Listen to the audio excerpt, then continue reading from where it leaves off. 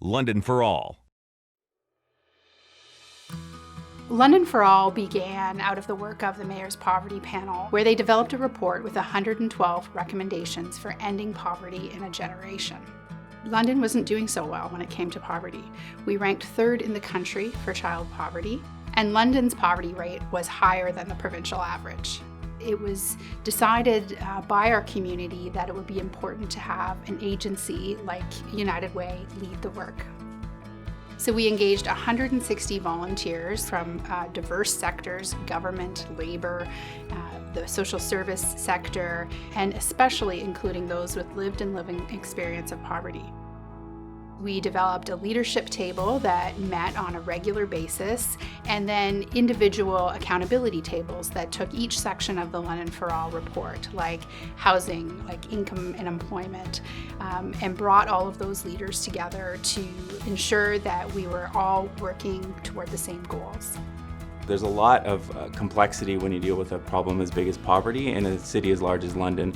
There's municipal, there's federal issues, there's local issues, there's provincial issues, and it has to bring together a lot of people to be able to solve the problem. So one of the things that this collaboration did to foster inclusiveness was really making sure that we had people with lived experience at the table, helping us make decisions, helping us evaluate our performance, and holding us accountable as a group to the objectives that we had. It was one of the first examples I've ever seen where there was a 50% representation, and I think that was a huge mark of success for London for All. The impact that this collaboration had is far-reaching.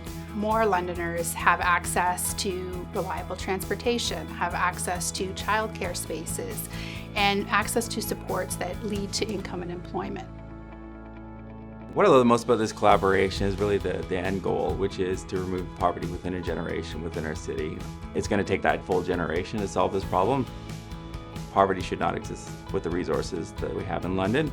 Every choice we make has an impact on our day-to-day lives and the people who are living in our city. And I think if we can start to choose things like working for, supporting living wage employers, or doing things like we're buying local more, supporting more local businesses, I think all of those choices that we can make every day help alleviate poverty in our city.